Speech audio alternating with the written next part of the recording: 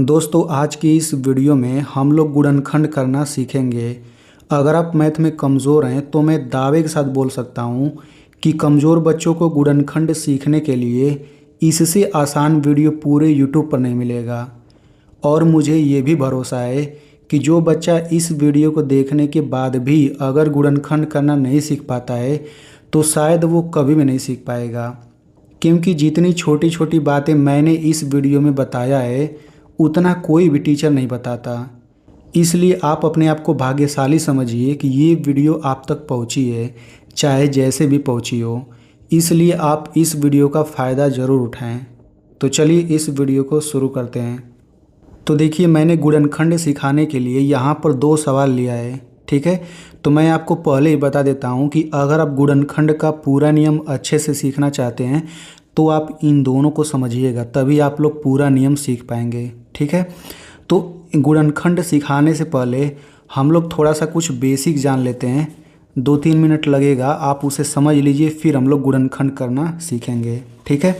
तो देखिए, अगर मैं आपसे पूछूं कि -2 और +2 इसको हल करके क्या आंसर आएगा, ठीक है, फिर इसको हल करके क्या आएगा, ये सब यहाँ पे दिया गया है, ठीक है।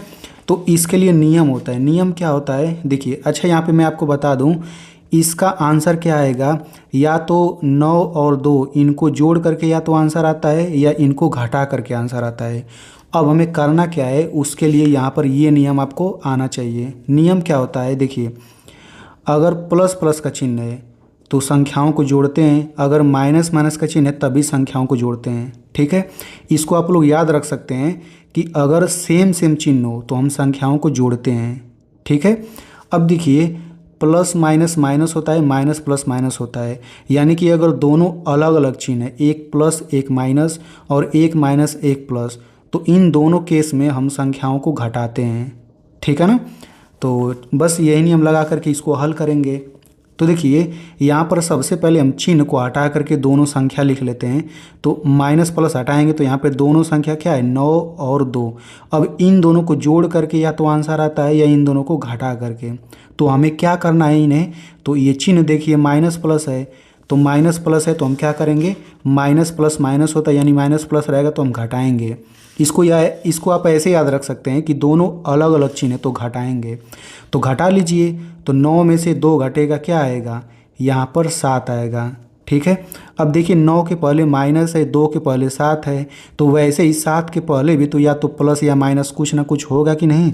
तो 7 के पहले प्लस आएगा कि माइनस, तो हमें देखना पड़ेगा 9 और 2 में कौन बड़ा है, 9 बड़ा है, और 9 के पहले माइनस है, यानी कि यहाँ पर माइनस आएगा, यानी इसको हल करके -7 आएगा, ठीक है। वैसे इसको हल करिए तो देखिए, ये प्लस माइनस है ना, तो प्लस माइनस यानी दोनों अलग अलग चिन्ह तो घटाएंगे। देखिए, प्लस माइनस है तो घटाएंगे, ठीक है। तो यहाँ पर दोनों संख्या 9 2 वही दोनों 9 2 संख्या है, ठीक है। तो हमें इन दोनों को घटाना है तो क्या आएगा, ये 7 आ जाएगा। अब 7 के पहले प्लस आएगा कि माइनस, तो 9 बड़ा है कि 2, 9 बड़ा है, और 9 के पहले कौन सा चिन्ह है, प्लस, यानी कि यहाँ पर +7 आएगा, ठीक है। इसको देख लेते हैं तो देखिए, यहाँ पर माइनस है, यहाँ पर भी माइनस है, तो माइनस माइनस प्लस होता है, यानी कि माइनस माइनस रहेगा तो जोड़ेंगे, ठीक है। तो यहाँ पर सबसे पहले दोनों संख्या क्या है, दोनों संख्या 15 और 2 है, चिन्ह हटा करके दोनों संख्या लिखते हैं। अब हमें इन दोनों को जोड़ना पड़ेगा, क्योंकि माइनस माइनस है, दोनों सेम चिन्ह है तो जोड़ेंगे। तो 15 2 ये हो जाएगा 17। अब इसके पहले प्लस आएगा कि माइनस, तो इन दोनों में बड़ा कौन है, 15 बड़ा है, और 15 के पहले माइनस है तो यानी यहाँ पे माइनस आ जाएगा। इसको हल करते हैं तो प्लस प्लस है, दोनों सेम चिन्ह है तो जोड़ेंगे। तो 15 2 जोड़ेंगे तो ये हो जाएगा 17, और 15 बड़ा है, 15 के पहले प्लस है तो ये हो जाएगा +17, ठीक है। अब इसको आप समझ गए कैसे हल करना है। अब यही गुणनखंड में प्रयोग होता है, इसलिए मैंने आपको बता दिया, ठीक है। यहाँ पर एक चीज़ और समझिए, अगर मैं आपसे पूछूं कि x और x का गुणा करके क्या आएगा, तो x पर 2 घात आएगा, इसको x² पढ़ते हैं, ठीक है। यानी x और x का गुणा करके x² आता है। तो ये बराबर लगाने का मतलब ये हुआ ना कि अगर x गुणा x लिखा है तो इस पूरे को गुणा करके इतना लिख सकते हैं, और अगर सवाल में इतना लिखा है तो इसके जगह पे ये भी लिख सकते हैं, क्योंकि बीच में बराबर लगा है। अब जैसा ज़रूरत होगा वैसा लिखेंगे हम लोग, ठीक है। चलिए, अब हम यहाँ पे गुणनखंड पे आते हैं डायरेक्ट। तो देखिए, यहाँ पर इस सवाल में ज़रा आप लोग ध्यान से देखिए, गुणनखंड वाले सवाल में देखिए, यहाँ पर x पर 2 घात है, यहाँ पर x पर कुछ नहीं घात है और यहाँ पर x है ही नहीं। तो जब भी गुणनखंड करने के लिए आएगा तो ऐसा ही सवाल आएगा, ठीक है। तो देखिए हम गुणनखंड करने के लिए क्या करते हैं, तो अब से आप लोग ध्यान से समझिए, गुणनखंड करना बहुत ही आसान है। अब जिस तरीके से मैं यहाँ पे आपको बता रहा हूँ उस तरीके से अगर आप करेंगे तो हर एक गुणनखंड वाला सवाल आप कर लेंगे बहुत ही आसानी से, ठीक है। तो अब मैं यहाँ पे आपको बताता हूँ कि आपको क्या करना है। तो सबसे पहले आपको क्या करना रहता है कि एक्स स्क्वायर के पहले यहाँ पर जो संख्या लिखा है और जो अंतिम में संख्या लिखा है, सबसे पहला काम होता है इन दोनों का गुणा करना है, ठीक है। अब देखिए यहाँ पे 6 के पहले माइनस है ना, तो आपको चिन्ह पे ध्यान नहीं देना है। यहाँ से आपको 3 ले लेना है और यहाँ से अंतिम वाला संख्या 6 ले लेना है, ठीक है। चिन्ह पर ध्यान नहीं देना है, यहाँ माइनस हो या प्लस हो, हमने दोनों संख्या ले लिया। अब देखिए इन दोनों का गुणा करके क्या आएगा, 18 आएगा। तो सबसे पहला काम हमारा यही होता है कि इन दोनों का गुणा करना। तो गुणा करके 18 आ गया। अब जब गुणा करके हमने यहाँ पे लिख लिया, इसके बाद आपको क्या करना रहता है, इसके बाद आपको 2 संख्या खोजना रहता है, 2 संख्या। अब वो दोनों संख्या कैसा खोजना रहता है, अब सुनिए ध्यान से। हमें 2 संख्या ऐसा खोजना है कि उनका गुणा करके तो 18 आए और उन दोनों संख्याओं को घटा करके ये बीच वाला आना चाहिए। बीच वाला क्या है, बीच वाला 7 है। हम चिन्ह पे ध्यान नहीं दे रहे हैं, ठीक है, केवल 7 आपको लाना है। अब मेरी बात को सुनिएगा, मैं कैसे जाना कि उन दोनों को घटा करके ये बीच वाला लाना है। तो देखिए अंतिम संख्या के पहले अगर माइनस है, माइनस का मतलब घटाना होता है, तो उन दोनों को घटा करके ये बीच वाला लाना रहेगा। अगर अंतिम संख्या के पहले प्लस है तो उन दोनों संख्याओं को जोड़ करके 7 लाना रहेगा।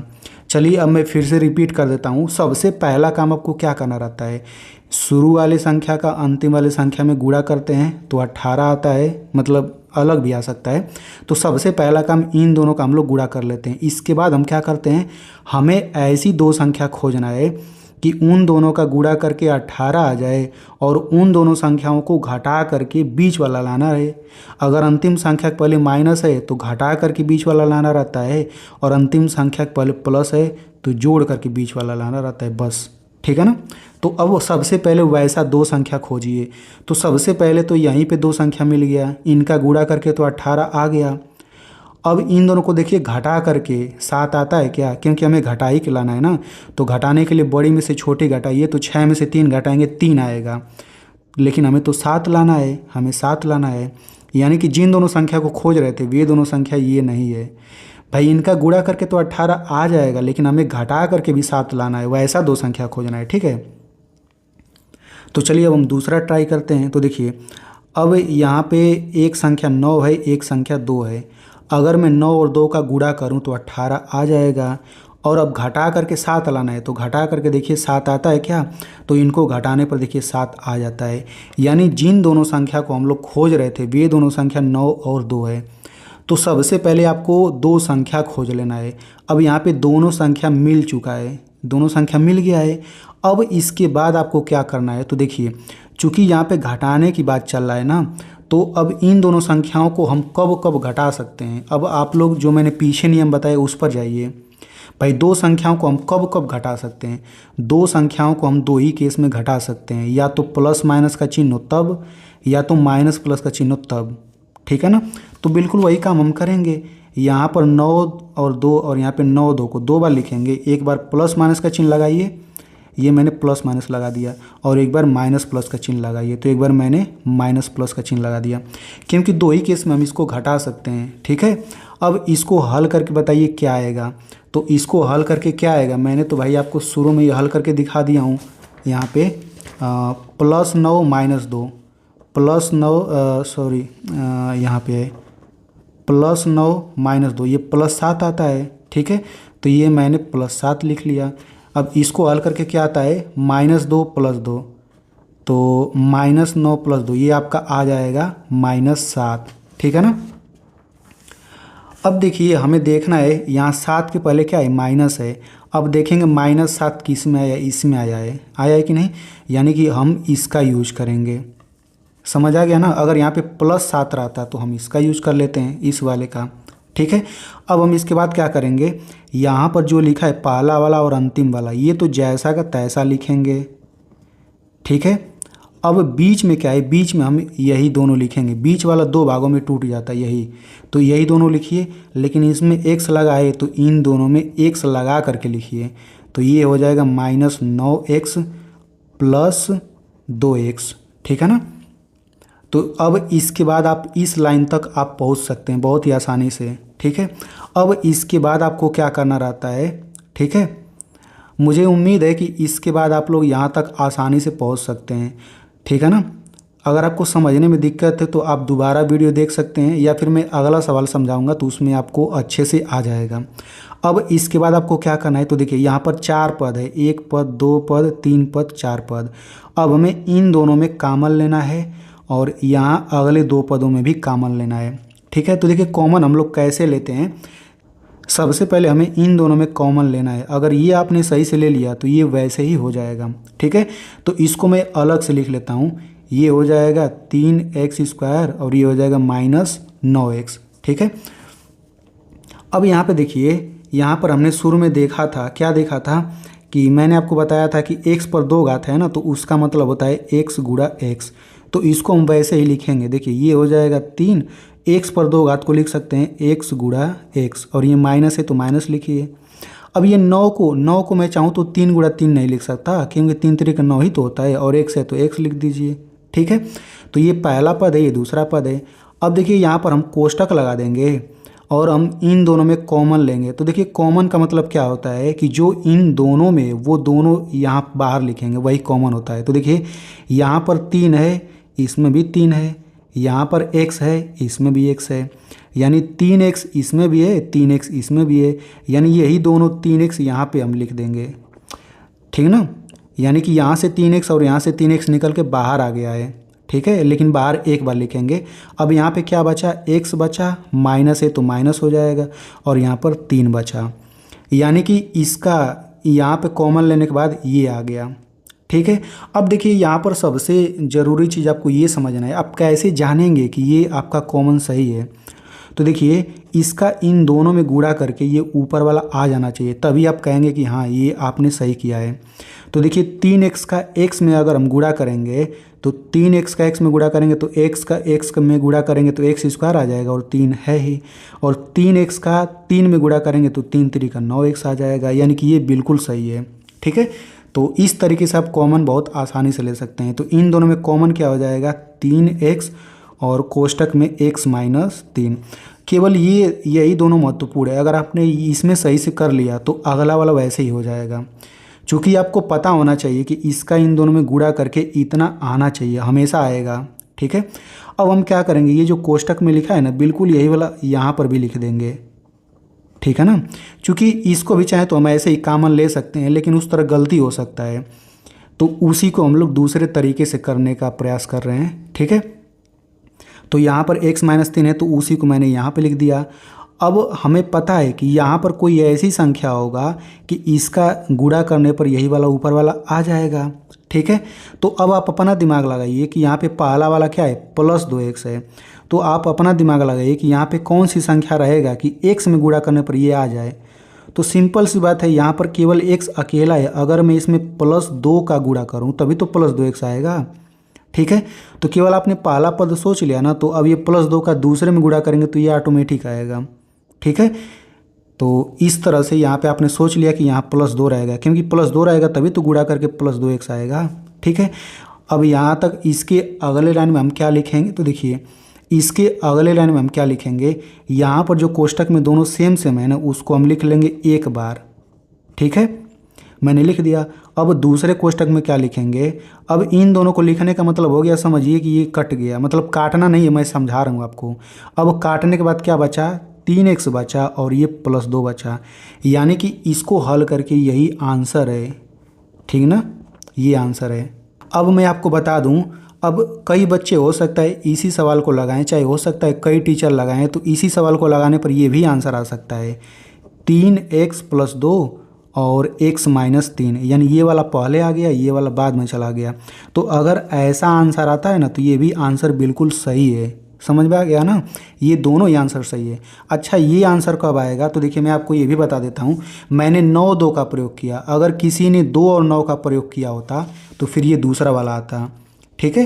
तो इससे कोई लेना देना नहीं है, ये दोनों ही आंसर सही है, बस ये वाला पहले आ गया, ये वाला बाद में आ गया। ठीक है, तो मुझे लगता है कि आपको अच्छे से ये समझ आ गया होगा। तो चलिए हम लोग दूसरे सवाल को समझते हैं, उसके बाद मैं आपको एक सवाल दूंगा।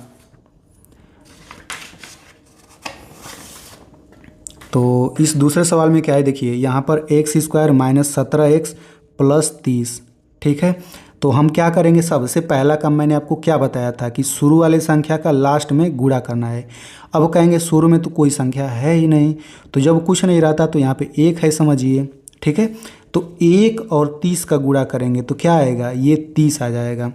अब यहाँ पे 30 आ गया है। अब हमें ऐसी दो संख्या खोजना है कि उनका गुणा करें तो 30 आ जाए और उन दोनों को जोड़ करके 17 आना चाहिए, क्योंकि अंतिम संख्या के पहले प्लस है तो जोड़ करके 17 लाना है। ठीक है, तो सबसे पहले तो यही दो संख्या हमेशा मिलेगा। इनका गुणा करके 30 आ गया, इनको जोड़ करके देखिए 17 आता है क्या, ना नहीं आता। यानी कि अब हमें दूसरा दो संख्या खोजना पड़ेगा। ठीक है, तो देखिए हमने दोनों संख्या खोज लिया, 15 और 2। 15 और 2 का अगर हम गुणा करें तो 30 आ जाएगा और इनको जोड़ करके 17 आ जाएगा। समझ में आ गया। अब हम क्या करेंगे, दोनों संख्या खोज लेने के बाद, अब चूंकि यहाँ पे जोड़ने की बात हो रही है तो हम जोड़ने के लिए दो ही तरीके से जोड़ सकते हैं। कब कब जोड़ सकते हैं, अगर दोनों प्लस प्लस का चिन्ह हो या दोनों माइनस माइनस का चिन्ह हो तभी तो जोड़ सकते हैं। तो हम क्या करेंगे, ये 15 2, एक बार प्लस प्लस का चिन्ह लगाइए, एक बार माइनस माइनस का चिन्ह लगाइए। ठीक है, अब इसको हल कर लीजिए। तो देखिए इसको तो मैंने शुरू में ही हल करा दिया हूँ, यहाँ पे मैं दिखा देता हूँ। देखिए -15 -2 ये -17 आ जाता है, तो ये मैंने -17 लिख लिया। और यहाँ पे +15 + 2 ये आपका आ जाता है +17। ठीक है, अब हम इसमें किसका यूज करेंगे, तो देखिए यहाँ पर क्या है, -17 है, यानी कि यहाँ पे -17 है तो हम इसका यूज करेंगे। ठीक है, तो ये पहला वाला तो जैसा का तैसा लिख दिया जाएगा, लास्ट वाला भी जैसा का तैसा लिख देना है। बीच में क्या आएगा, बीच में ये आएगा, लेकिन यहाँ पे x है तो इसमें x लगा करके लिखिए। तो ये हो जाएगा -15x और -2x। ठीक है ना। अब इसके बाद हमें क्या करना है, इन दोनों में हमें कॉमन लेना है और इन दोनों में। ठीक है, तो हमें दूसरे वाले पर ध्यान नहीं देना है, केवल पहला वाला सही होना चाहिए। ठीक है, तो पहले वाले को हम लोग यहाँ पे अलग से लिख लेते हैं, x पर 2 घात -15x। तो x पर 2 घात का मतलब होता है x गुणा x फिर माइनस। अब ये हम 15 को तोड़ करके नहीं लिखेंगे, क्यों, क्योंकि यहाँ पे कोई संख्या है ही नहीं, तो 15 को 15 ही लिखिए और ये हो जाएगा गुणा x। अब इन दोनों में क्या दिख रहा है, देखिए यहाँ पर x है, यहाँ पर x है, तो x बाहर आ गया, बचा क्या, x -15। तो इसका कॉमन लेने के बाद ये आएगा। आप गुणा करके भी देख सकते हैं, देखिए x का x में गुणा करेंगे x स्क्वायर आ गया, x का 15 में गुणा करेंगे 15x आ गया। तो ये हो जाएगा x और कोष्टक में x -15। ठीक है ना। तो जब ये वाला हो गया तो ये वाला भी हो जाएगा, यही वाला कोष्टक वाला हम यहाँ पे लिख लेंगे। ठीक है, अब दिमाग लगाइए, यहाँ पर क्या ऐसा संख्या लिखें कि गुणा करके ये -2x बने। तो चूंकि माइनस है तो माइनस तो लिखना ही पड़ेगा, और 2 आ रहा है तो 2 लेना पड़ेगा। अब देखिए इसका पहले में गुणा करेंगे ना तो -2 का -2x आ जाएगा। अब ये दूसरे वाले पर दिमाग नहीं लगाना, दूसरा वाला गुणा करेंगे तो +30 ही आएगा। ठीक है, मैं गुणा करके दिखा भी दे रहा हूँ। देखिए इसका दूसरे में गुणा करेंगे तो ये -2 है और यहाँ क्या है -15 है, इनका गुणा करना है। तो माइनस माइनस का गुणा करके प्लस होता है और 2 15 का गुणा करके 30 होता है, तो +30 ही तो आ रहा है। ठीक है, अब हमें क्या करना है, ये जो कोष्टक वाला है इसको हमें लिख लेना है एक बार, और दूसरे कोष्टक में क्या होगा, x -2 हो जाएगा, x -2। तो ये आपका आंसर हो जाएगा। ठीक है, तो आई होप आपको बहुत ही अच्छे से समझ आ गया होगा। अब मैं यहाँ पे आपको सवाल दे दे रहा हूँ। ठीक है, तो इसका गुणनखंड निकाल करके इसका आंसर कमेंट में मुझे ज़रूर बताना है। और मैं आपसे एक छोटा सा रिक्वेस्ट करूंगा कि अगर आपको अच्छे से समझ आ गया है तो इस वीडियो को अपने दोस्तों में ज़रूर शेयर करिए, क्योंकि उसका भी फ़ायदा हो जाएगा। और मेरी मेहनत के लिए इस वीडियो को एक लाइक कर दीजिए।